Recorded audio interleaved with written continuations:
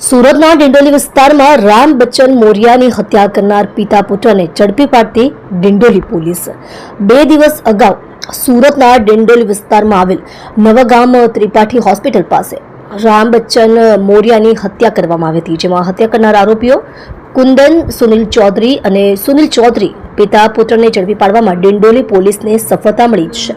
મૃતક રામ બચ્ચનના પિતા દ્વારા આરોપી કુંદન ચૌધરી સાથે વાતચીત કરવાની ના પડતા આ વાતની જાણ થતા કુંદન ચૌધરીને સુનિલ ચૌધરી ઉશ્કેરાઈ જતા મૃતક રામ બચ્ચનના ઘરે જઈ ધમાલ કરતા હાથાપાઈ થતા મામૂલી ઝઘડો હત્યામાં તબદીલ થયો હતો, જેમાં ડિંડોલી પોલીસને હત્યાની જાણ થતા ઘટના સ્થળ પર જઈ મૃતકના શવને પીએમ અર્થે ખસેડી હત્યા કરનારા આરોપીની શોધખોળ હાથ ધરી હતી, જેને ગણતરીના કલાકોમાં પકડી પાડી હત્યાનો ગુનો ડિટેક્ટ કરી હત્યા કરનારા આરોપીઓ વિરુદ્ધ કાયદેસરની કાર્યવાહી કરેલ છે.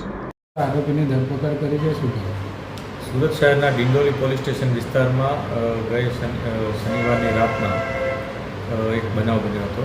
આ બનાવમાં જે ભોગ બનનાર છે એમની હત્યા થઈ હતી, જેને લઈ પોલીસે હત્યાનો ગુનો નોંધી અને આગળની કાર્યવાહી હાથ ધરી હતી.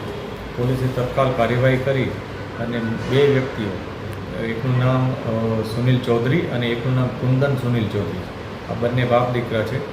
આ બંને જે આમાં કેસમાં આરોપી છે બંનેની ધરપકડ કરી છે અને આગળની કાર્યવાહી અત્યારે ચાલુ છે. શા માટે હત્યા કરવામાં આવી હતી?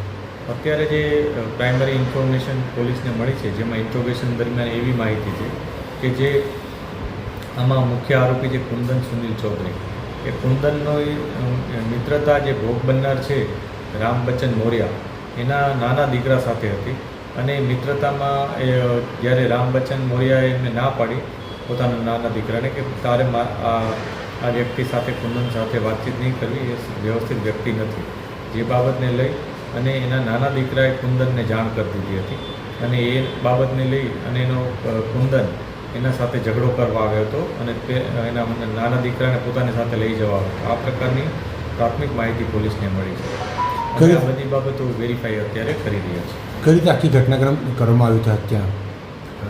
જ્યારે કુંદનને એવું ખબર પડી કે એના મિત્રના ફાધર છે રામ બચ્ચન, એ પોતાના વિશે એટલે કુંદન વિશે એના મિત્રને આવી રીતના વાત કરે છે, એથી ઉશ્કેરાઈ ગયો હતો અને ઝઘડો કરવા આવ્યો હતો. આ ઝઘડાને લઈ એ અને એના અમુક મિત્રો પણ સાથે હતા અને સાથે પોતાની પાસે એક તીક્ષ્ણ હથિયાર પણ હતું. આ હથિયાર લઈ અને એણે શનિવારની રાતના ઘટનાક્રમને અંજામ આપ્યો હતો, ત્યાં ઝઘડો કરી નાખ્યો હતો અને હત્યા નિપજાવી હતી. આરોપી વિરુદ્ધ કોઈ ગુનાનો ઇતિહાસ? જે આરોપી છે કુંદન અને સુનિલ એ એના ફાધર છે. કુંદન પોતે અગાઉ BNS 115 મુજબના કેસમાં દોષી આરોપી તરીકે હતો, એના ઉપર પોલીસે એ વખતે કાર્યવાહી કરી હતી. Okay sir.